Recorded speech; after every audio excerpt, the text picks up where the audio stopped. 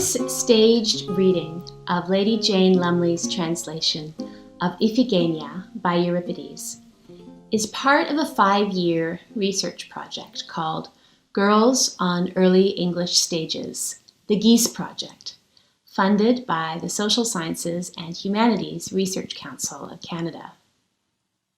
The project will support productions of medieval and early modern plays that were performed by girls and, in some cases, written by girls, as well as create a website and database which will house recordings of the productions, including this staged reading, and make available documents related to girls' activities in medieval and early modern England.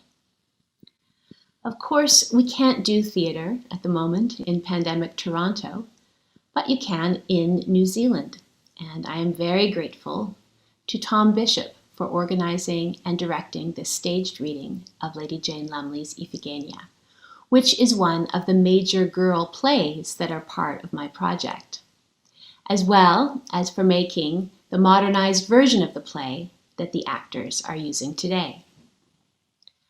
I would also like to thank the University of Auckland actors for performing it for us today, as well as Tom and his colleagues Erin Griffey and Susanna Whaley for organizing the fantastic conference on female experience in early modern England, where it was originally presented.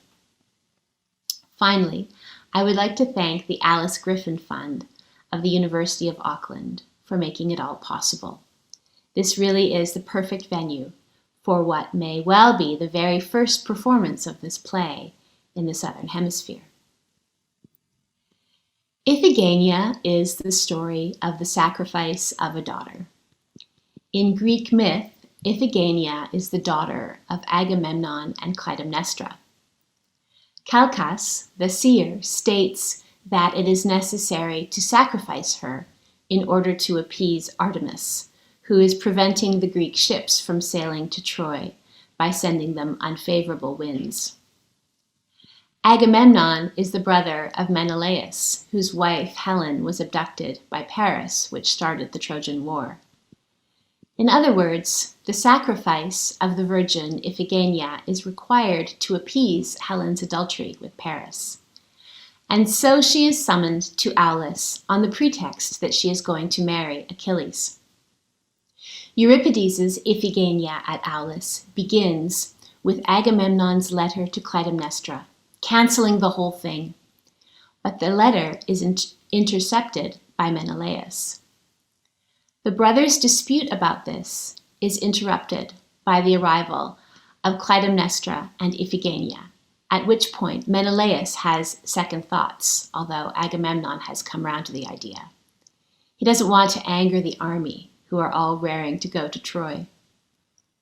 When Achilles learns of the deception, in a comical scene in which Clytemnestra kind of sidles up to him as a future mother-in-law to a future son-in-law, he is mortified by his own unwitting involvement in it, and Clytemnestra's sheer horror when she learns of the plan to sacrifice her daughter provides a powerful emotional center for the second half of the play. Iphigeneya, who pathetically pleads for her life, is ultimately resolute, and she willingly accepts her sacrifice for the Greek cause. At the last moment, Artemis substitutes a doe for the sacrifice, and Iphigeneya is spirited away to dwell among the gods. It is believed that Euripides left the play unfinished, and the original text, written about 405 BC, was subject to various alterations and revisions when it was revised in the 4th century AD. It is possible that the original version of the play included a speech by Artemis, which survives as a quote from Euripides in another text, and also that it did not conclude with a happy ending of a substitute, but simply with her noble sacrifice, an expression of free will for the greater glory of Greece. The ancient story of the sacrificial daughter certainly would have resonated with the female experience in early modern England. It speaks, in fact, to a whole bloody Tudor tradition of sacrificial wives and daughters, women and girls whose lives are viewed as expendable and whose very existence get in the way of a husband's or a father's desired outcome. The most obvious examples are Henry VIII's wives, from Catherine of Aragon and Anne Boleyn to the foolish and unlucky Catherine Howard, beheaded before she turned 20. We can also think in this context of the tragic Lady Jane Grey, who was the cousin of Lady Jane Lumley. They were born in the same year, 1537. Jane Lumley's father, Henry FitzAlan, the 12th Earl of Arundel, had signed the papers that made Lady Jane Grey the successor to Edward VI, removing his sisters, Mary and Elizabeth, from the line of succession due to their illegitimacy. But he was also working behind the scenes to have Mary I proclaimed queen. Lady Jane Grey was proclaimed Queen of England on July 10, 1553, at the age of 16, but the Privy Council switched its support to Mary and deposed Jane 9 days later on July 19th. She was convicted of high treason and executed on February 12, 1554. For his work for Mary I and against his niece, Arundel was awarded with none such palace and the position of Lord Steward. Against this violent and turbulent political backdrop, Lady Jane Lumley was enjoying a superior humanist education, like her cousin and namesake Lady Jane Grey, whose learning was fondly memorialized in Roger Ascham's The Schoolmaster, which paints a very pretty picture of her reading Plato's Phaedo while the rest of her family romped outdoors. Lumley's translations of Euripides, as well as Isocrates, the ancient Greek rhetorician and influential educational theorist, are preserved in a set of British Library manuscripts labeled Exercises and Translations out of Greek into Latin and Otherwise, made by the FitzAlan children when they were young. Arundel House, London, where Jane grew up, appears to have housed a little academy of scholars, like Sir Thomas More's family academy a generation before. This included the 3 FitzAlan siblings, Mary, Jane, and Henry, their step-brother, John Radcliffe, and their family friend and Jane's future husband, John Lumley, who had met their brother Henry when they were at Queen's College, Cambridge. John Lumley's bond with the FitzAlan siblings was likely strengthened by their Catholic faith. Lumley's grandfather, George Lumley, had been executed for his involvement in the Pilgrimage of Grace in 1537, the year Jane was born. And in 1547, John had successfully petitioned Parliament to restore him in blood but not in honours. A new baronetcy was created for him, and he became the first Baron Lumley. Jane Lumley's stepmother, Mary Radcliffe, came from a Catholic family, and she had been lady-in-waiting to Anne of Cleves, whose mother was a Catholic, and later to Princess Mary Tudor. It is quite possible that this cultivated Catholic stepmother played a major role in establishing and directing the intellectual tone of the household. The young people also shared a love for books. John Lumley was a great book collector as well as a translator. He dedicated his 1550 translation of Erasmus's Institution of a Christian Prince to Arundel as his obedient son, and in time, his own personal library was enriched by the holdings of his father-in-law, who had acquired much of Thomas Cranmer's library after it was confiscated by the Crown in 1553 and was eventually bequeathed to Jane. John Lumley willed his library to Henry Stuart, Prince of Wales, and it now forms the basis of the British Library's Royal Collection. Arundel's library included Cranmer's very elegant volume of Erasmus's translations of Euripides' Hecuba and Iphigeneya from Greek into Latin that had been published in 1507 by Aldus Manutius at Venice. The dedication of this volume to William Warham, Lord Chancellor and Archbishop of Canterbury and Chancellor of Oxford University, illustrates Erasmus's close relationship to the English intelligentsia. Jane follows Erasmus's Latin translation very closely, possibly, although not certainly, using Cranmer's own volume. And her adoption of Erasmus's title out of Greek into English, and inclusion of Erasmus's argument of the tragedy, signal her own work's alignment with humanist learning. It is not clear when Jane Allen married John Lumley, but we do know that Jane attended the 1553 coronation of Mary I at age 15 or 16 as a married woman, dressed in crimson velvet. Her married name, Lumley, is used in the list of the 6 principal ladies that sat in the chariot of state. The translation of Euripides is not dated, although it is catalogued in the Lumley Library with the other translations of classical and humanist texts that she and her siblings produced between 1550 and 1553 and presented to their father as New Year's gifts, a common Tudor schoolroom practice, illustrated by, among others, the young Princess Elizabeth's translation of the Miroir de l'âme pécheresse by Marguerite de Navarre as a New Year's gift for her stepmother, Catherine Parr. Jane Lumley's translation of Iphigeneya was dismissed by an earlier generation of scholars as a childish performance, who accused her of skipping over hard passages because she was such a dismal failure at Greek. In more recent years, however, her work has been given much more favorable attention, and some scholars have made compelling arguments for its performability.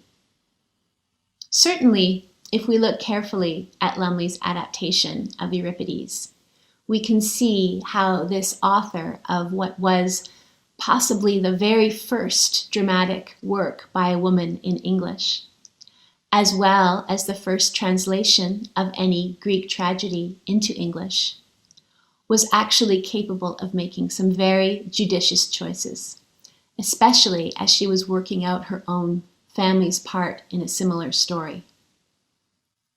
The cuts that Lumley makes to the Euripidean original are intelligent and purposeful. They place emphasis on Iphigeneya's status as a sacrificial daughter, shining a kind of textual spotlight on her character. Lumley accomplishes this by reducing the play's extraneous Trojan noise. She eliminates, for example, Agamemnon's lengthy account of the contexts of the Trojan War, as well as the vivid description by the chorus of the sexy Greek soldiers encamped at Aulis, as well as most references to Greek gods and goddesses and mortals, such as Cassandra and Paris and Hades and Aphrodite. Themes of adultery and sexual desire, as well as history and warfare, are largely erased, and the result is a tale that is deracinated from its historical and cultural context of ancient Greece. In Euripides, Iphigenia is wildly excited to be reunited with her father.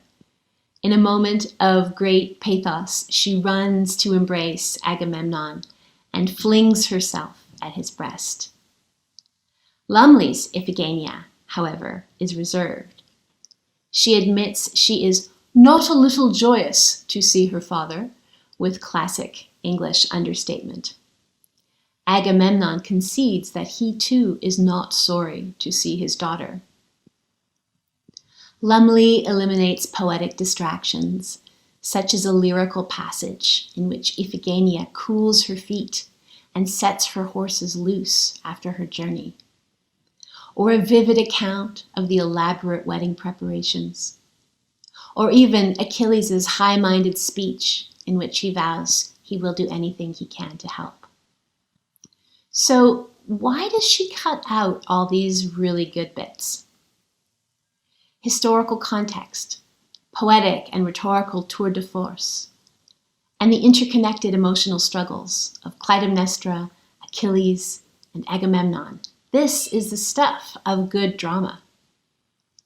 But Lumley chooses to sharpen the focus on Iphigeneya, described in the play as the little girl, and on the action of her sacrifice. By doing so, she allows the figure of Iphigeneya to speak to a widespread transhistorical culture of female sacrifice that reaches from Greek tragedy to the notorious events of Tudor history, as well as to Catholic histories of saints and virgin martyrs. These changes make it look less like a Greek tragedy and more like a saint's life. Lives of the saints were among the most popular and widespread literary forms in medieval and early modern Europe. They were collected in compendia such as the Legenda Aurea and, after the Reformation, Fox's Book of Martyrs, which included Jane Lumley's cousin, the 9 Days Queen. They were depicted on stained glass windows, statues, carvings, paintings, and performed on stage. Numerous historical records also attest to the performance of saints' lives in medieval and early modern England, although most of the play texts are now lost. However, there are records of and references to plays of St. Catherine of Alexandria, who shattered the wheel that was intended to torture her, St. Agnes, the patron saint of girls, often represented with a sacrificial lamb, St. Susanna, beheaded for refusing to marry a relative of the Emperor Diocletian, and St. Ursula, who fled across the sea with 11,000 other virgins. All of these virgin martyrs, like Iphigeneya, choose death instead of marriage. Historical records also suggest that girls performed these parts. For example, on the occasion of Catherine of Aragon's royal entrance to London in 1501, she was welcomed by a fair young lady with a wheel in her hand in likeness of St. Catherine, with right many virgins on every side of her, and another lady in likeness of St. Ursula, with her great multitude of virgins. We can see that these events were actually designed to include as many girls as possible. After the Reformation, virgin martyr plays were suppressed, along with other religious plays. But virgin martyr plays would have had a particular meaning to Lady Jane Lumley and to her family's Catholic faith. The idea of Iphigeneya as a virgin martyr especially comes across in the concluding scenes of the play, which make frequent use of key terms of late medieval and Marian-centered devotion, such as pity, misery, and lamentation. Jane Lumley takes a humanist exercise and makes it applicable to a broadly transhistorical culture of sacrificial daughters, one illustrated by the virgin martyrs, that also informs some of the bloodiest events of Tudor history, events in which her own family was involved. Today, as you watch the reading, I ask you to consider, how does this actually work on stage? Thank you very much. Let me introduce the readers and the parts that they're reading. I'm Tom Bishop. For people online on YouTube, I'll be reading Agamemnon. That's why I have this medal, to show that I'm an important person and a soldier. This is Ella Paulsen, who will be reading Iphigeneya. Lisa Harrow will be reading Clytemnestra. Madeleine Moloney will be reading the chorus. Ophelia will be reading a messenger's role. Trafford Anderson will be reading Achilles. Logan Brown is reading Menelaus. And Murray Edmond is reading Senex, the old man, the servant of Agamemnon. So. Here beginneth the tragedy of Euripides, called Iphigeneya. Come hither, O thou old man. I come. But what is the matter, O king? Thou shalt know anon. I make haste to come, for my old age is very quick and ready, for both the strength of my limbs and also the sight of mine eyes doth yet continue. But what meaneth this? Methinks I see a star shoot.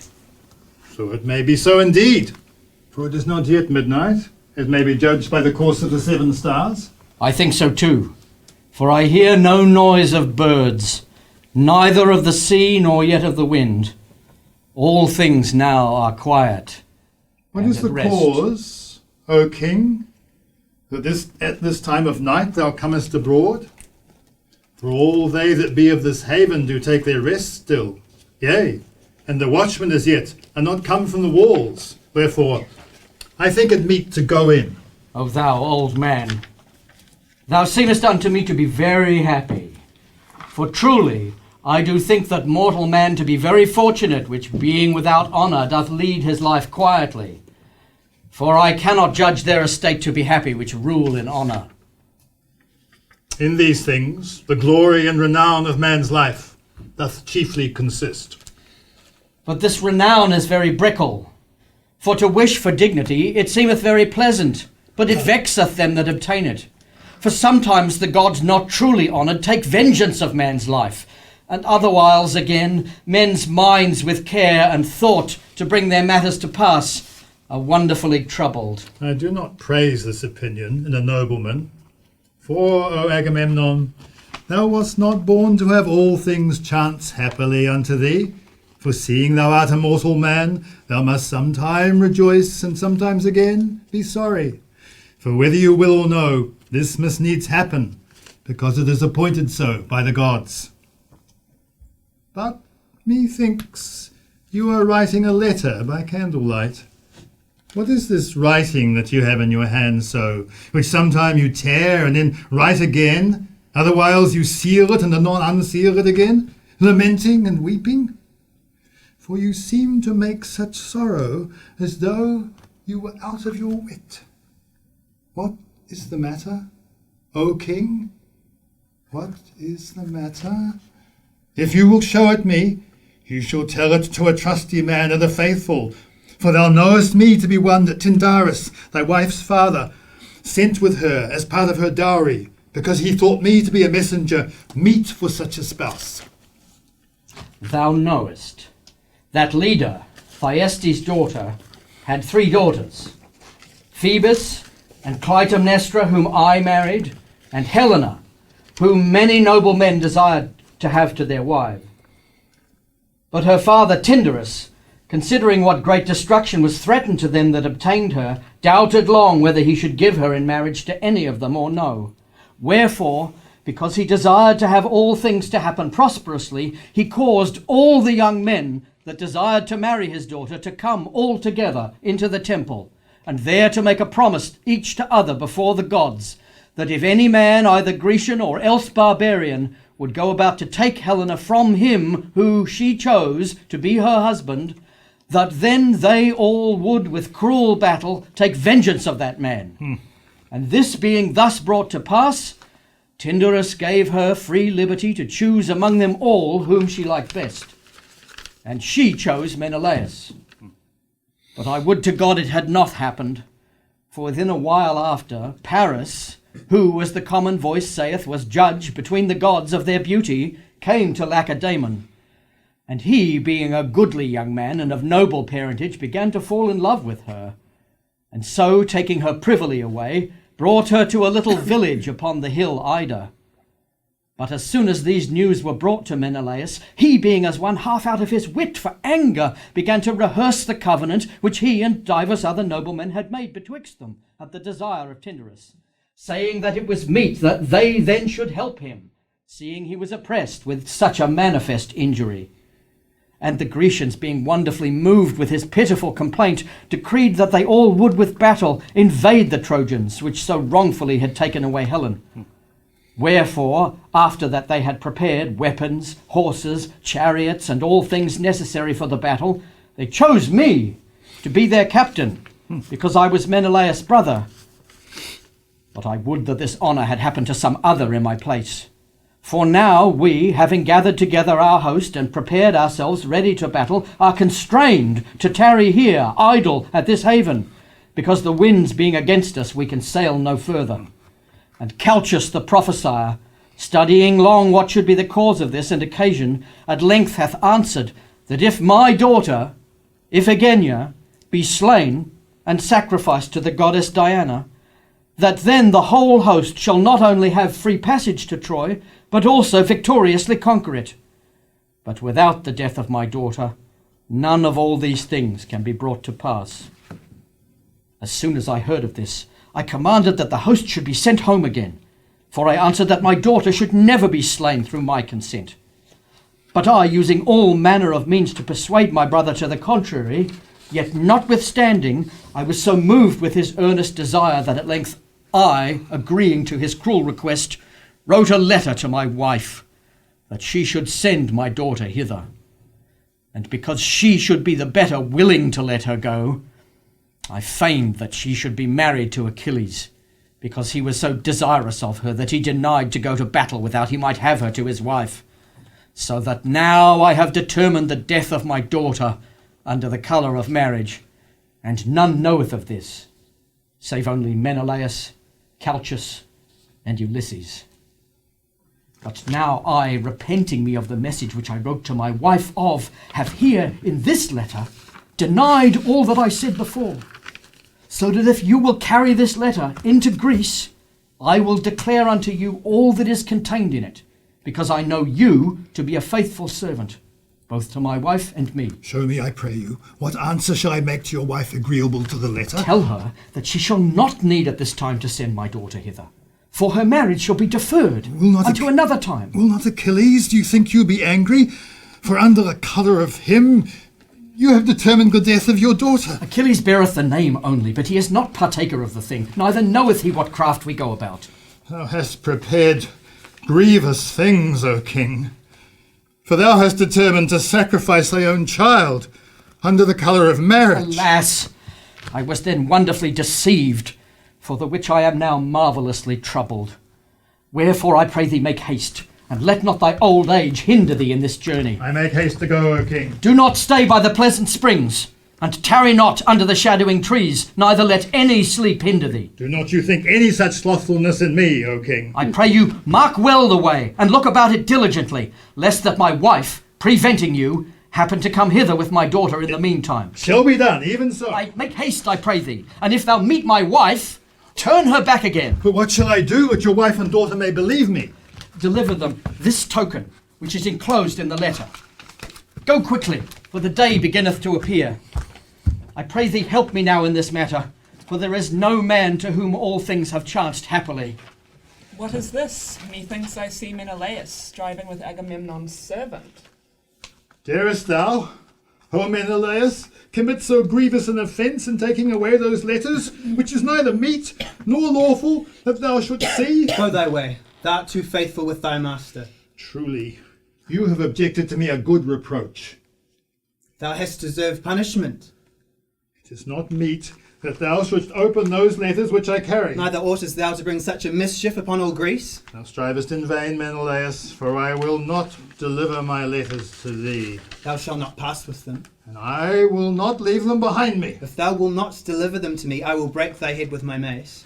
I pass not for that, for I think it a good thing to die for my master's O cause. froward fellow, deliver me thy letters, and make no more business here. Help! Oh, Agamemnon! I suffer injury here of Menelaus, who with strong hand he hath taken away your letter, and he passeth not of honesty, nor yet of right. How? What business and contention is there amongst you? I ought rather to tell the matter than you, Menelaus. What have you to do, Menelaus, with my servant? Or what cause have you to strive with him, and to take away that which pertaineth to me? Turn towards me, I pray you, that I may tell you all the matter. Think you that I, the son of Atreus, am afraid to look upon thee, Menelaus? Seekest thou, O Agamemnon, these thy letters which contain thy crafty counsel? I see them very well, but thou shalt not keep them long. Surely I will not deliver them to thee before I have shown them unto the whole host. Wilt thou desire to know that which doth not become thee?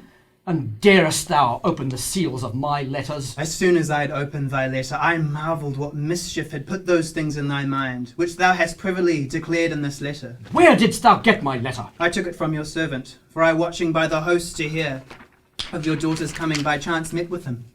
Do you think it meet that you should know of my matters? I pray you, is this not a token of a naughty and unshamefast man? It was my pleasure to do so, for I owe no duty to thee. Think you that I can suffer this so grievous a thing, that I should neither do my business, nor yet rule mine own house after my fancy? Surely you change your mind oftentimes. For some time you think one thing, and by again you are in another mind. Indeed, you file your words well, but a learned tongue disposed to evil is a naughty thing. Yea, and unconstant in divers mind is as evil. But now I will overcome you with your own words, if you will not deny them for anger. For I will not speak them greatly for your praise. Do not you remember that when you desired to be made captain over the Grecians, you seemed refuse it, although indeed you wished for it? How lowly then did you show yourself, taking every man by the hand and keeping open a household, and saluting every man after his degree, as though you would have brought your honour with the goodwill of the people. But as soon as you obtained this honour, you began to change your conditions, for you refused the friendship of those which had shown themselves friendly to you afore, and then you waxed yourself proud, keeping yourself secretly within your house. But it does not become a good man to change his fashions after that he is in honour, for he ought to be more faithful to his friends when he is in place to do them pleasure. I have objected this reproach unto you, because I myself have had proof of it.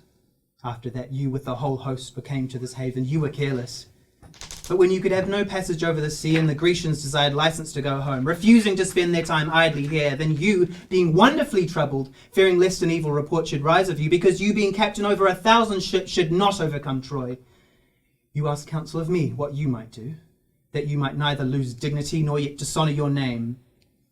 Wherefore, as soon as Calchas the prophesizer had answered that the Grecians should both pass the sea quietly, and also conquer Troy if your daughter was sacrificed to the goddess Diana, then you were very glad, and promised of your own accord to give your daughter to be sacrificed. And being not compelled by any power, you sent unto your wife for your daughter, feigning that she should be married to Achilles. But now you've changed your mind, and have written other letters, saying that you will not agree to the death of your own child. Take heed that you do not deny this, for heaven itself can bear witness of your sayings. Truly, the same doth happen to divers other men, which in the beginning, when they take any weighty matter in hand, do labour very diligently till they have obtained it, and then they leave it off shamefully, which shame doth chance sometimes through the fearfulness of the subjects, and sometimes when they do rule the commonwealth are unmet for it. But now I do chiefly lament the state of the unfortunate Grecians, which when they took in hand a noble enterprise against the barbarians, are constrained through your occasion and your daughters with great dishonour to leave the same. Wherefore truly I think that no captain ought to be chosen for dignity, nor yet for favour, but rather for wit. For he that should rule an host ought in wisdom to excel at all other. Surely it is a grievous thing that one should fall out with another, but specially that any contention should be among brethren. Now I will tell you of your faults, Menelaus, but in few words, lest I should seem to be unshamefast. Wherefore I will speak to you as it becometh one brother to another. Tell me, I pray you, why do you sigh so? Who hath done you any injury? Do you lament the taking away of your wife? But we cannot promise you to get her again for you yourself have been the occasion of your own trouble.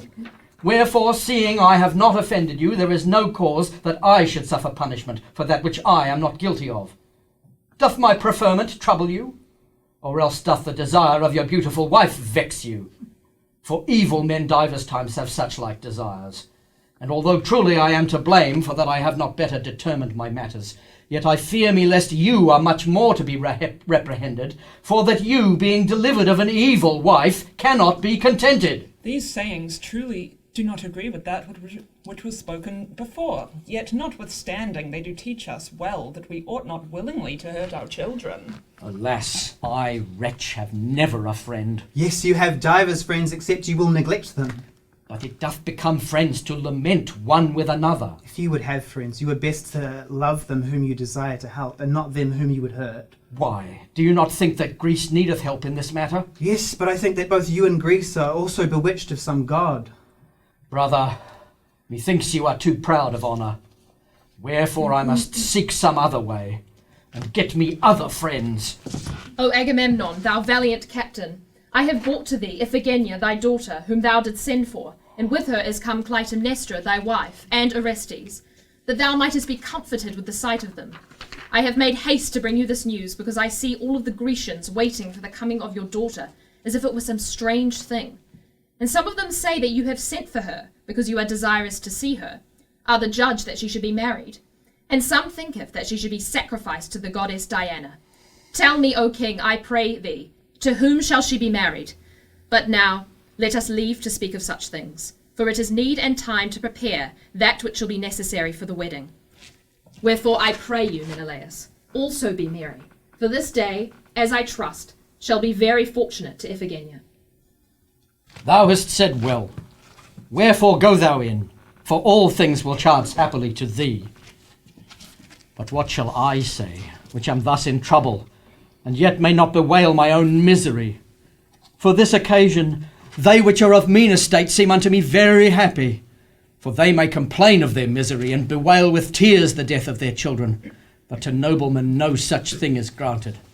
For I dare not lament my unfortunate chance, and yet it grieveth me that I may not show my misery. Wherefore I know not what I should say unto my wife, nor with what face I should look upon her. Alas, she hath undone me because of her coming, although indeed she thinketh she hath a good occasion, for she believeth that her daughter shall be married, in which thing she shall find me a liar. Again I have pity of the little girl, for I know she will speak thus unto me, O father, will you kill me? If you forsake me, of whom shall I ask remedy? Alas, what answer shall I make to this? Surely nature ought to move me to pity, and if that would not, yet shame should let me. Alas, alas, what a great reproach is it, the father to be an occasion of his own child's death. How therefore am I troubled? On this part pity and shame, on the other honour and glory doth much move me. We also lament your chance, so much as it becometh woman to lament the misery of princes. I pray you, brother, let me see your hand. I give you liberty, for I will put all the victory in your hand. I will not flatter you, brother, but I will show you faithfully my opinion. Surely when I saw you in such misery I was moved with brotherly pity, and lamented much your chance. Wherefore now I counsel you not to slay your daughter, neither to do yourself any damage for my cause. For it is not met through my occasion you should hinder either yourself or any of your children. For I, weighing the matter, consider what a grievous thing it is to kill your own child. And besides this I pity much her, because I do consider she is my kinswoman, and hath not deserved to die for Helen's cause. Wherefore I counsel you not to sacrifice your daughter, but rather send home again the whole host. And as for my part, I will agree unto you, for I, considering how a father ought to love his child, have changed clean my opinion. For I know a good man ought to follow that which is good. O Menelaus, you have spoken like a nobleman. I praise you, Menelaus, because you have changed your mind so gently. Surely ambition and desire of wealth hath caused much strife between brethren. Howbeit I do abhor such cruel brotherhood. Although you are agreed, yet I am compelled to slay my daughter. Why? Nobody will compel you. Yes, truly the whole host will require her of me. If you send her home again, you need not deliver her to the Grecians. If I should deceive them here, then they would punish me when I come home. You ought not truly to fear so much the host, for they know not of this matter. But I doubt lest Calchas show them of it. You may remedy that in punishing him. Brother, do you not fear Ulysses? Yes, truly, for it doth lie in his power to hurt either you or me. I doubt that, for he studieth very much to get the goodwill and favour of the people. He is desirous indeed of ambition and power. If he should gather the people together, and declare unto them what Calchas hath said of my daughter, surely he might quickly persuade them to slay you and me, that they might get her the easilier. But if it should chance that I should fly, then truly they would not only seek to destroy me, but also my children.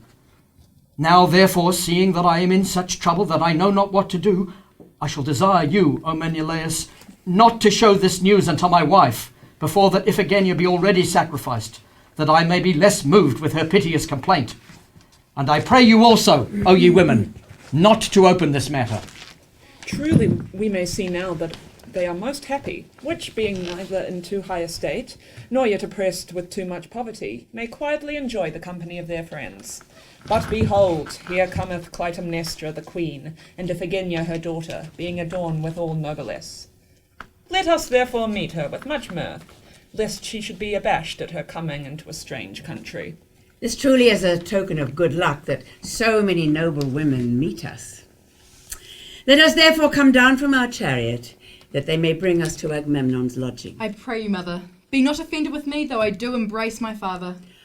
O King Agamemnon, I am come hither to fulfill your commandment in that you sent for me. And I also, O father, am come, being not a little joyous that I may see you.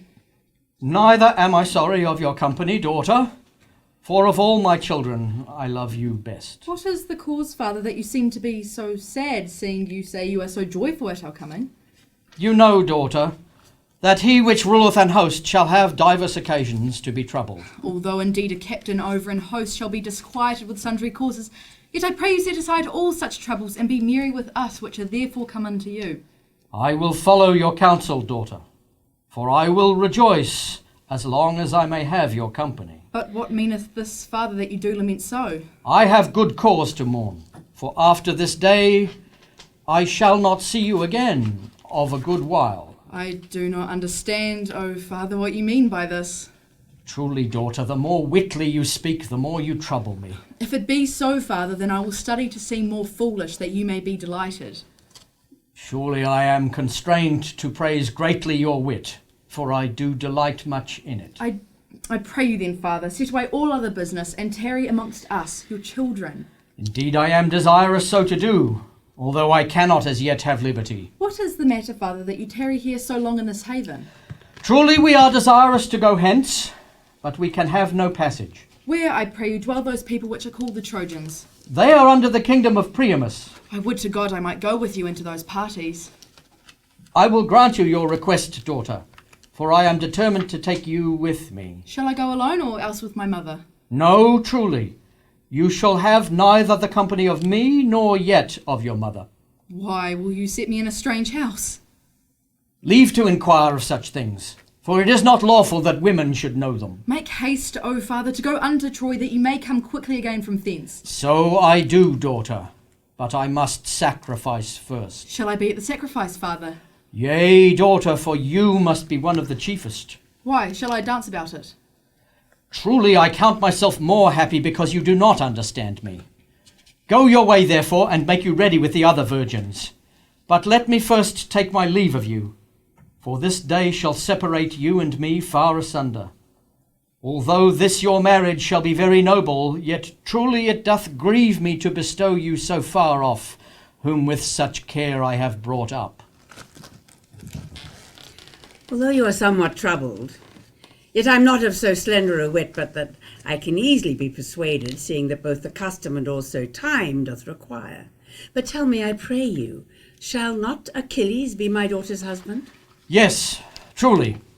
He is a meet marriage indeed, but I am desirous to know where he dwelleth. His dwelling is about the flood Aphidna. And when, I pray you, shall the wedding be? Truly, very shortly, for we make haste to go hence. If it be so, then you have need to sacrifice that which must be done before the wedding. I will go about it, therefore, that the marriage may be done the quicklier. And where, I pray you, shall the feast be? Here, because of the host. Show me, I pray you, the place, that I may be partaker of it too. I pray you, wife, obey me in this matter. What cause have you, O king, to say so? For when did I ever disobey you? I am determined to marry my daughter here. Well, shall not I, being her mother, be at the wedding? No, truly, for she shall be married among the Grecians. Where then shall I tarry? It is best for you to go again to Greece. But if I leave my daughter behind me, who shall then be in my stead? Truly, I will do your office, for it doth not become you to be amongst such a company of men. Although that it not be meet indeed, yet the mother ought to be at the marriage of her daughter. But I think you have more need to be amongst your other daughters at Greece. Make you ready, therefore, to go home. I will not go home yet, for you ought to do sacrifice only, but I must see all things made ready for the marriage. I have laboured in vain, for although I have used deceit and craft, yea, unto my dearest friends, yet I cannot fulfill my purpose. Where is Agamemnon, the captain of the Grecians? Or who of his servants will call him unto me? For I, being moved with the piteous complaints of the people, am compelled to inquire of their captains the cause why they, being constrained to forsake both their wives, their children, and also their country, now lie here idly, without any valiant deeds doing. As soon as I heard your voice, O Achilles, I came out hastily to meet you. What woman is this that seemeth so beautiful? I do not marvel, though you know not me, whom you never saw. Yet, nevertheless, I must needs praise your shamefastness. Who are you, I pray you, that you being a woman dare come amongst such a company of men? My name is Clytemnestra, and I am the daughter of Leda and the wife of Agamemnon. You have declared very well in few words what you are, and although you be a noble woman, yet it is not lawful for me to tarry here. Whither go you? I pray you, let us shake hands together, for I trust this marriage shall be very fortunate to you. It is not lawful that I should be so familiar with Agamemnon's wife. Yes, truly, you may well enough, seeing you shall marry my daughter. I do not know what marriage you mean, except you have heard some news which, because you know to be untrue, you report as a false tale. I do not marvel, although you will not be known of this marriage, for it is the fashion of all young men to keep it secret for a time. No, truly, I will not dissemble with you, for indeed I never desired the marriage of your daughter. If it be so indeed, then I marvel as much of your sayings as you did of mine. Tell me, I pray you, wherefore you have spoken these things, for it may happen that both of us are deceived. Think you that it is not a great shame unto me that I have told such a lie? But I will go now, and know the truth of all this matter. Tell me, I pray you, or you go hence, where your husband is, for I am very desirous to speak with him. Tarry, I pray you, O Achilles. For I must speak, both with you, and also with Clytemnestra. Who doth call me so hastily? It is even I, servant of Agamemnon. If you have anything to say to us, come near and tell it quickly, without any circumstance, for you need not to doubt us. For I know you have ever served diligently, both me and also divers of mine ancestors. Because I have been ever faithful unto you. Therefore now I must open unto you a very secret thing. Truly, Agamemnon hath determined to slay his daughter Iphigeneya in sacrifice.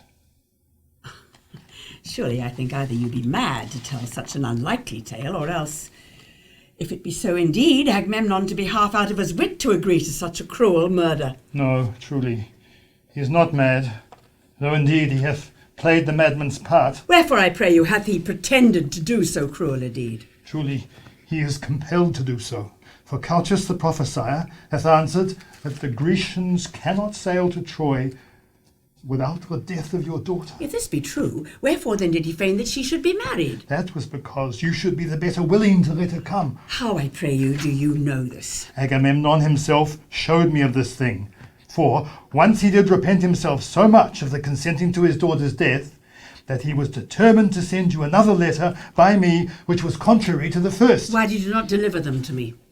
As I was bringing them, I happened to meet with Menelaus, who, with violence, took them from me. Hear you this, O Achilles? Yea, truly, I hear it well, and I pity you much, for I do even abhor this cruel deed of your husband. Now, therefore, seeing this thing is chanced so unfortunately unto me, I shall most earnestly desire you, O Achilles, to help me now in this misery. For the reproach shall be yours, seeing my daughter being sent for under the colour of your name shall now be slain. Besides this, if you do not help us, we can by no means avoid this mischief, for I alone, being a woman, cannot persuade Agamemnon, and if you forsake us, none shall dare take our part. Truly it is a very troublesome thing to have children, for we are even by nature compelled to be sorry for their mishaps. My mind is troubled more and more, for I am wonderfully moved with your piteous complaints, wherefore seeing you have required help at my hand, I will promise you to deliver both you and your daughter from this misery, if by any means I may withstand the cruel pretense of Agamemnon and his brother. For this matter pertaineth unto me also, because that if she being sent for in my name should be slain, then truly it would turn to no small dishonour to me. Wherefore, I am compelled to help your daughter so much as shall lie in my power, not only for that I am moved with pity, but also because it should sound to no little reproach to me that if through my occasion your daughter should be slain. Surely you have spoken very well and like a noble man. How, therefore, I pray you, shall I give you thanks worthy your deserts? For if I should praise you too much, I fear lest I should move you to hatred rather than to pity, for then you would judge me to be a flatterer, which of all noble men is to be abhorred. And again, if I should give you fewer thanks than you deserve, then I may well be counted unthankful, so that now I doubt what to do. But seeing you so gently have promised me your help, I will submit both me and my daughter under your rule. Wherefore, if it please you, I will send for her hither, that she may herself require help at your hand. No, truly, I think it not meet that she should come abroad, for surely men would judge evil of her if she should come amongst such company. It is best, therefore, that you keep her at home. And as for my part, truly, I will do as much for her as shall lie in my power. But I think it best that you should prove first if you can persuade her father not to deliver her. Surely I shall not prevail with him, for he is so fearful that he dareth do nothing without the consent of the whole host. Although you think you shall not persuade him, yet it is meet that you should first show him what a grievous thing it is to be called a destroyer of his own children.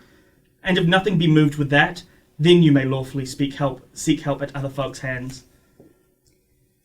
You have spoken very well. Wherefore I will follow your counsel. But tell me, I pray you, where shall I find you, that I may show you what answer he doth make me? I will tarry here till you come again, for surely if I go with you, you should be slandered by me. In all this matter I will be ruled by you. Wherefore, if I obtain my suit, the thanks shall be yours, and not mine. But now here cometh Agamemnon. Show me, I pray you, therefore, what I should answer him if he should ask for my daughter, seeing that she maketh such moan. I am glad that I have met with you, O Clytemnestra, for I have divers things to talk with you of. If you have anything to say to me, tell me, I pray you, for I am ready to hear. First call out my daughter, that she may go with me to the temple of the goddess Diana, for I have prepared all thing ready for the sacrifice. You have spoken well, though indeed your doings do not agree with your words, but go your ways, daughter, with your father, and take with you your brother Orestes. Why do you weep and lament so, daughter? Alas, how should I suffer this trouble, seeing that all mortal men are vexed both in the beginning, the midst, and the ending of their misery? What is the cause that all you are so sorrowful? I will show you if you will promise me to tell me the one thing which I will require. Yes, truly, I will grant you your request, for I did think to have asked it of you. I hear say that you go about to slay your own child. What? You have spoken those things which you ought neither to say nor yet to think.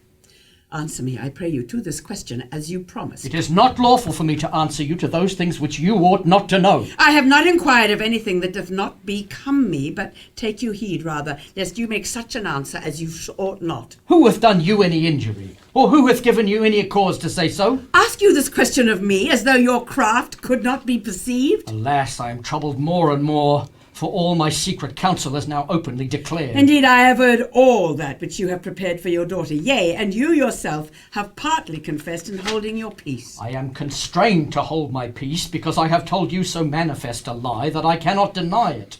Hearken now, I pray you, therefore, for I must needs tell you of your fault. Do you not remember that you married me without the goodwill of all my friends, taking me away with a strong hand, after that you had slain my other husband Tantalus, which cruel deeds my brother Castor and Pollux would have revenged, except Tyndarus my father had delivered you out of that peril, so that by his means you did obtain me to be your wife, who, after I was married, never showed myself disobedient unto you in anything. And then I happened to have 3 sons at one birth, and then 1 daughter. And will you now slay her, knowing no just cause why? For if any man should ask you of the cause of the death of your daughter, you would answer, for Helen's sake, which can be no lawful cause. For it is not meet that we should slay our own child for a naughty woman's sake, neither destroy those that by nature we ought to love, for their cause only which are hated of all men. Besides this, if you kill my daughter, what lamentation must I needs make, when I shall go home and want the company of her, considering that she was slain by the hands of her own father? Wherefore, if you will not be moved with pity, take heed lest you compel me to speak those things that do not become a good wife. Yea, and you yourself do those things that a good man ought not. But tell me now, I pray you, what good do you obtain by the death of your daughter? Do you look for a fortunate return? Truly you cannot by this means get that, for that journey cannot end happily, which is begun with mischief. And besides this, surely you shall stir up the gods to anger against you, for they do even hate them that are man-quellers. And again, you cannot enjoy the company of your other children when you come home, for they will even fear and abhor you, seeing that willingly you do destroy your own daughter. And you shall not only fall into this mischief, but also you shall purchase yourself the name of cruel tyrant. For you were chosen the captain over the Grecians to execute justice to all men, not to do both me and also your children such an injury. For it is not meet that your children should be punished for that which pertaineth not to you, neither ought I to lose my daughter for Helena's cause, who never yet showed herself faithful to her husband. It is meet, O Agamemnon, that you should follow your wife's counsel, for it is not lawful that a father should destroy his child. Now, O father, I, kneeling upon my knees and making most humble suit, do most earnestly desire you to have pity upon me, your daughter, and not to slay me so cruelly. For you know it is given to all mortal men to be desirous of life. Again, remember that I am your daughter, and how you seem to love me best of all your children, and so much that you were wont ever to desire that you might see me married to one worthy of my degree. And I did ever wish again that I might live to see you an old man, that you might have much joy both of me and also of your other children. And will you now consent to my death, forgetting both that which you were wont to say, and also what pain you and my mother took in bringing me up, knowing me no cause in me worthy of death? For what have I to do with Helena? But now, father, seeing you are nothing moved with my lamentation, I will call hither my young brother Orestes, for I know he will be sorry to see his sister slain. And again you cannot choose, but you must needs have pity either of him or else of me. Consider what a lawful request we do desire. For you know that all men are desirous of life, and there is no wise man but he will choose rather to live in misery than to die. I know in what things I ought to show pity, and wherein I ought not. And I love my children, as it becometh a father. For I do not this of myself, nor yet for my brother's sake, but rather by compulsion of the host. For the gods have answered that they cannot pass the sea without your death, and they are so desirous to go thither that they care not what trouble and misery they suffer, so that they may see it. Wherefore it lieth not in my power to withstand them, for I am not able to make any resistance against them. I am therefore compelled, daughter, to deliver you to them. Alas, daughter, into what misery are both you and I driven, seeing that your own father will consent to your death? Alas, mother, this is the last day that I shall ever see you. Oh, unhappy Troy, which hast nourished and brought up that wicked man Paris! Oh, unfortunate Venus, which didst promise to give Helena to him! For you have been the cause of my destruction, though indeed I through my death shall purchase the Grecians a glorious victory. Alas, mother, in what an unlucky time I was born, that mine own father, which hath consented unto my death, doth now forsake me in this misery. I would to God that the Grecians had never taken hand in this journey. But methinks, mother, I see a great company of men coming hither. What are they, I pray you? Truly, yonder is Achilles. Let me then, I pray you, go hence that I may hide my face, for I am ashamed. What cause have you to do so? Truly, because it was said that I should have been his wife. Daughter, you must lay away all shamefastness now, for you may use no niceness, but rather prove by what means you may best save your life. Alas, Clytemnestra, how unhappy art thou! For truly there is a great talking of thee in the whole city. Whereof, I pray you? Of your daughter, how she shall be slain. You've brought me very evil news. But tell me, I pray you, doth nobody speak against it? Yes, I myself have been in danger of my life, because I took your daughter's part. Who, I pray, would dare hurt you? Oh, truly, the whole host. Do not your own countrymen of Myrmidon help you? No, truly, for even they did also speak against me, saying that I was in love with her, and therefore I did prefer mine own pleasure above the commodity of my country. What answer made you unto them? I said that I ought not to suffer her to be slain, which was reported by her own father, and that she should have been my wife. You said well indeed, for Agamemnon sent her from Greece, feigning that it was for that purpose. But though I could not prevail against such a multitude of people, yet I will do as much as shall lie in my power for you. Alas, then you alone shall be compelled to strive against many. Do you not see a great company of harnessed men? I pray God they be your friends. Yes, truly, that they are. Then I hope my daughter shall not die. No, that she shall not, if I can help her. But will there come nobody hither to slay her? Yea, truly, Ulysses will be here anon with a great company of men to take her away. Is he commanded to do so, or doth he but of his own head? No, truly, he is not commanded. Alas, then he has taken upon him a wicked deed, seeing he will defile himself with the danger and death of my daughter.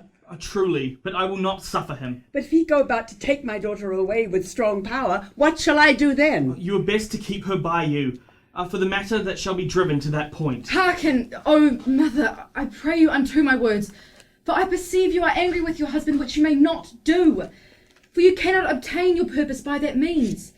And you ought rather to have thanked Achilles, because he so gently hath promised you his help, which may happen to bring him into great mischief. I would counsel you therefore to suffer this trouble patiently, for I must needs die, and will suffer it willingly. Consider, I pray you, mother, for what a lawful cause I shall be slain. Doth not both the destruction of Troy and also the wealth of Greece, which is the most fruitful country in the world, hang upon my death? And if this wicked enterprise of the Trojans be not revenged, then truly the Grecians shall not keep neither their children nor yet their wives in peace. And I shall not only remedy all these things with my death, but also get a glorious renown to the Grecians forever. Again, remember how I was not born for your sake only, but rather for the commodity of my country. Think you therefore that it is meet that such a company of men being gathered together to revenge the great injury which all Greece hath suffered, should be let off their journey for my cause? Surely, mother, we cannot speak against this. For do you not think it be better that I should die than so many noble men to be let of their journey for one woman's sake?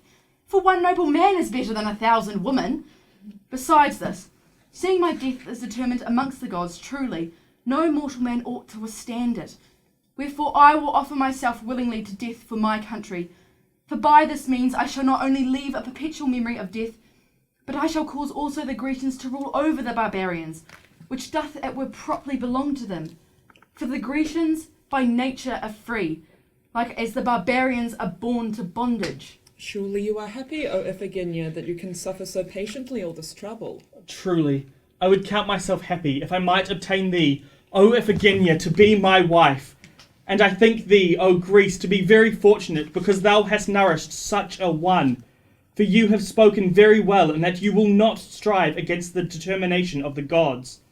Wherefore, I, being not only moved with pity for you, that I see you brought into such necessity, but also stirred up more with love towards you, desiring to have you as my wife, will promise you faithfully to withstand the Grecians as much as shall lie in my power, and that they shall not slay you. Surely I have spoken even as I thought, indeed. Wherefore I shall desire you, O Achilles, not to put yourself in danger for my cause, but suffer me rather to save all Greece with my death. Truly, I wonder greatly at the boldness of your mind, and because you seem so willing to die, I cannot speak against you. Yet, nevertheless, I will promise to help you still, lest you should happen to change your mind. Wherefore, mother, do you hold your peace, lamenting so within yourself? Alas, I, wretched creature, have great cause to mourn. Be of good comfort, mother, I pray you, and follow my counsel, and do not tear your clothes so. How can I do otherwise, seeing I shall lose you? I pray you, mother, study not to save my life, for I should get you much honour by my death. What? Shall I not lament your death? No, truly, you ought not, seeing that I shall both be sacrificed to the goddess Diana and also save Greece. Well, I will follow your counsel, daughter, seeing you have spoken so well. But tell me, what shall I say to your sisters from you? Desire them, I pray you, not to mourn for my death. And what shall I say unto the other virgins from you? Bid them all farewell in my name, and I pray you, for my sake, bring up my little brother Orestes till he come to man's age. Take your leave of him, for this is the last day that ever you shall see him.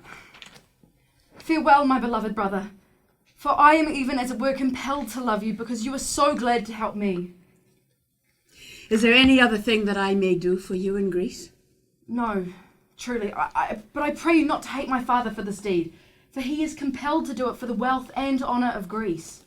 If he hath done this willingly, then truly he hath committed a deed far unworthy of such a noble man as he is. For who is this that will carry me hence so soon?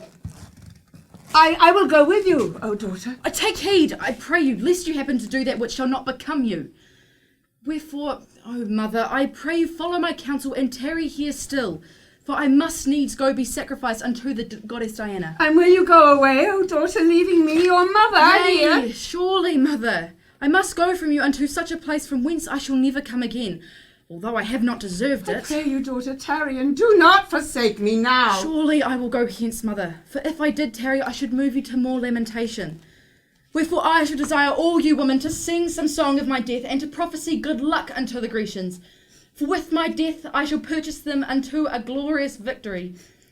Bring me therefore unto the altar of the temple of the goddess Diana, that with my blood I may pacify the wrath of the gods against you. O Queen Clytemnestra of most honour, after what fashion shall we lament, seeing we may not show any token of sadness at the sacrifice? I would not have you to mourn for my cause, for I will not refuse to die. Indeed, by this means you shall get yourself a perpetual renown forever. Alas, thou sun which art comfort to man's life, O thou light which dost make joyful all creatures, I shall be compelled by and by to forsake you all and to change my life. Behold, yonder goeth the Virgin to be sacrificed, with a great company of soldiers after her, whose beautiful face and fair body anon shall be defiled with her own blood.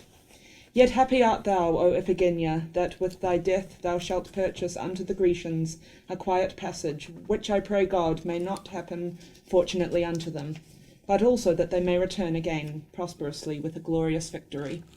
Come hither, O Clytemnestra, for I must speak with you. Tell me, I pray you, what would you with me that you call so hastily? Is there any more mischief in hand that I must hear of? I must tell you of a wonder which hath happened at the sacrifice of your daughter. Show me, I pray you, quickly, what is it? As we went unto the place where the sacrifice should be, and passed through the pleasant fields where the whole host waited for your daughter, Agamemnon, seeing her brought unto her death, began to lament and weep. But she, perceiving what moan her father made, said unto him these words, O father, I am come hither to offer my body willingly for the wealth of my country. Wherefore, seeing that I shall be sacrificed for the commodity of all Greece, I do desire you that none of the Grecians may slay me privily, for I will make no resistance against you. And when she had spoken these words, all they which were present were wonderfully astonied at the stoutness of her mind. So after this, Achilles, with the rest of the whole host, began to desire the goddess Diana that she would accept the sacrifice of the virgin's blood, and that she would grant them a prosperous success of their journey. And when they had made an end, the priest, taking the sword in his hand, began to look for a place convenient where he might slay your daughter. Suddenly there chanced a great wonder, for although all the people heard the noise of the stroke, yet she vanished suddenly away. And when all they, marvelling at it, began to give a great screech, then there appeared unto them a white hart, lying before the altar, struggling for life.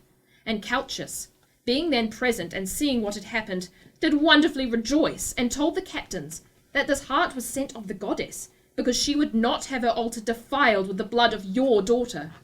Moreover, he said that this was a token of good luck, and that their journey should chance prosperously unto them. Wherefore he willed that they should tarry no longer here.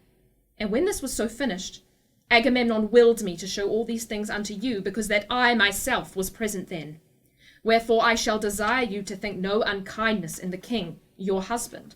For surely the secret power of the gods will save them whom they love. For this day your daughter hath been both alive and dead. Surely, O Clytemnestra, you ought to rejoice of this news, that your daughter is taken up into heaven. But I am in doubt whether I should believe that thou, O daughter, art amongst the gods, or else that they have feigned it to comfort me. Behold, yonder cometh Agamemnon, who can tell the truth of all this matter. Truly, wife, we are happy for our daughter's sake, for surely she is placed in heaven. But now I think it best that you go home, seeing that we shall take our journey so shortly unto Troy. Wherefore now, fare you well, and of this matter I will commune more at my return. And in the mean season, I pray God send you well to do, and your heart's desire. O happy Agamemnon, the gods grant thee a fortunate journey unto Troy, and a most prosperous return again. Here endeth the tragedy of Euripides, called Iphigeneya.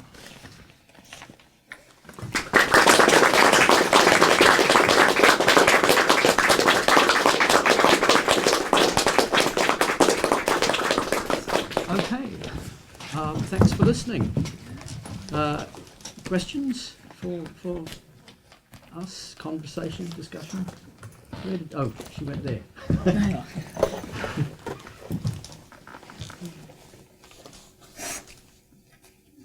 Otherwise, Well, maybe we should be asking them questions. They're the scholars and we're just, reading a play. The company of women of all us. Iphigeneya does a very abrupt volte-face. Yes, she does. It's quick thinking. And it's- Women are good at that. and the play is building up towards a terrible confrontation at precisely that point, as you saw, because the armed men are just off stage, waiting to come on, and Achilles is about to pull out his sword and attack them all and make loud noises, and there's going to be a great slaughter, and he tells her, get your daughter and get out of here. And Iphigeneya, at exactly that point, it's very well designed, intervenes and says, no, I'm going to stop the slaughter, I'm going to be the hero, I'm going to save my country, and I'm going to put you in your place, Mum. Please don't cry and tear your garments so, it's so embarrassing. That moment's very carefully designed in the dramaturgy.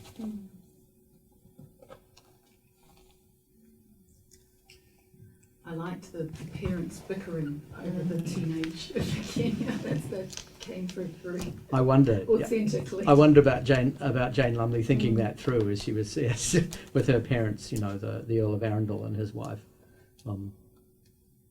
But you can see the resonance against what happened to Lady Jane Grey. We don't know when the play was actually translated and written, sometime in the early 1550s, but whether it was late enough so that it coincided with what happened to Jane Grey in 1553 or not, we don't know. It's a text you can see a young woman who has lived through the terrible turbulence of the 1530s and 1540s and heard about what happened to Anne Boleyn and Catherine Howard and so on, thinking through what that might be like to be involved in and to make active, self-possessed decisions about, rather than to be the mere victim of high conspiracy. You can see those resonances very, very clearly, even if what happened to Jane Grey is not directly available to her because it hasn't quite happened yet. Or for that matter, Mary Tudor, whose side, from the point of view of religion, she was on, being a Catholic. I mean, Mary Tudor put herself at the head of the troops marching into London to claim the crown.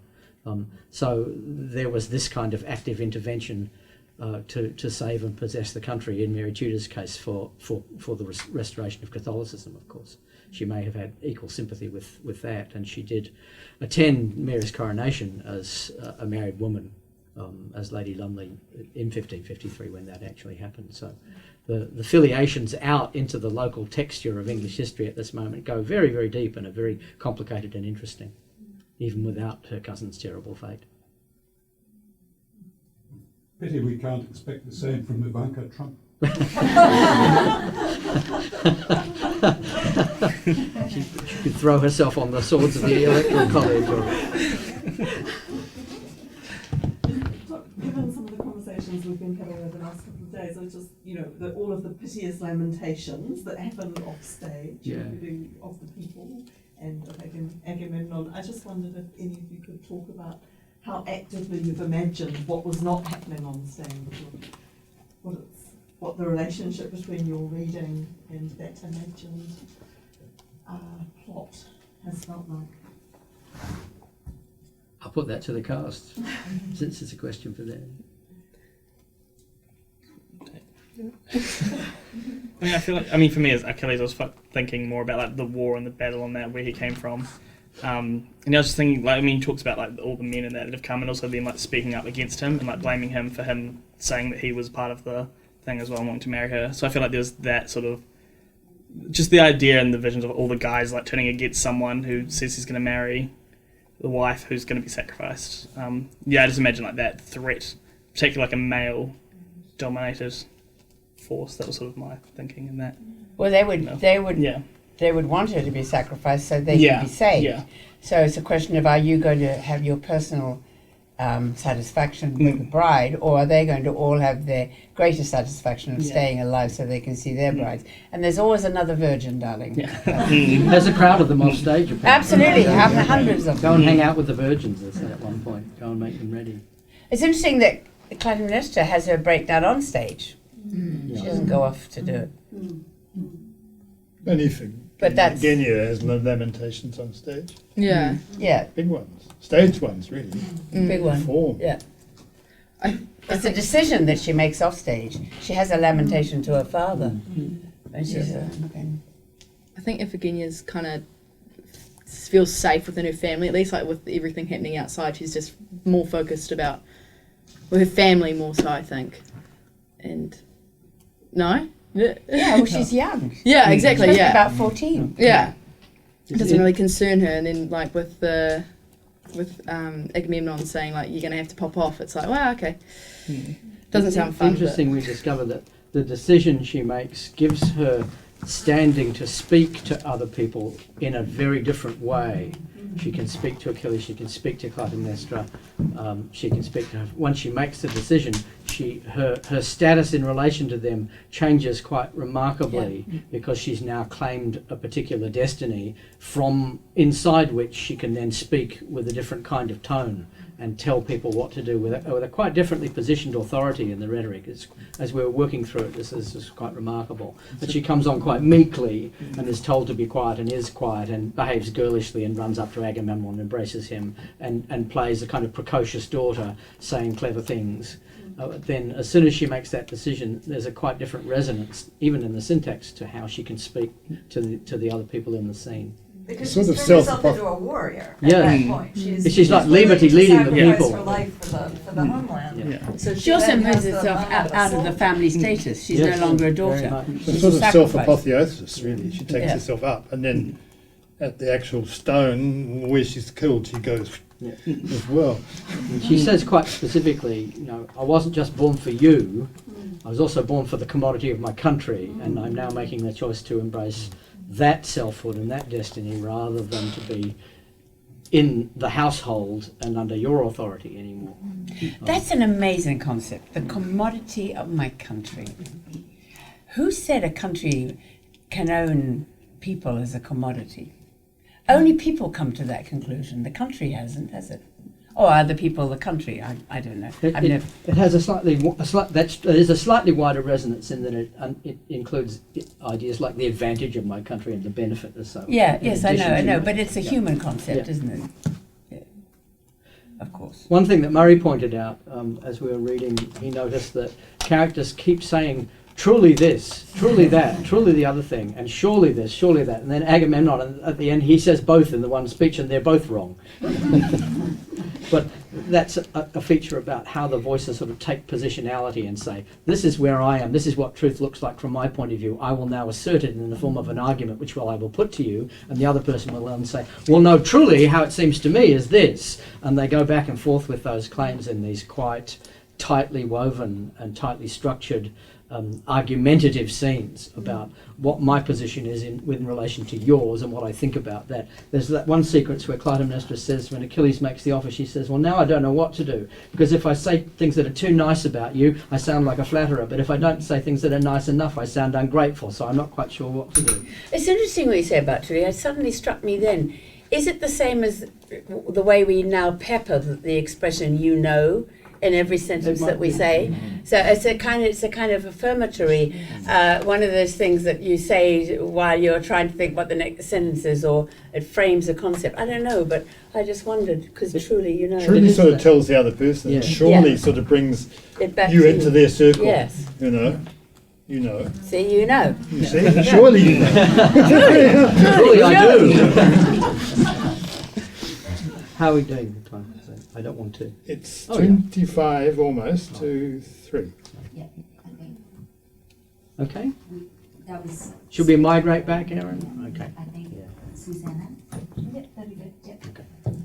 So can I invite you to thank the other readers who've given their time and energies to do this reading for us.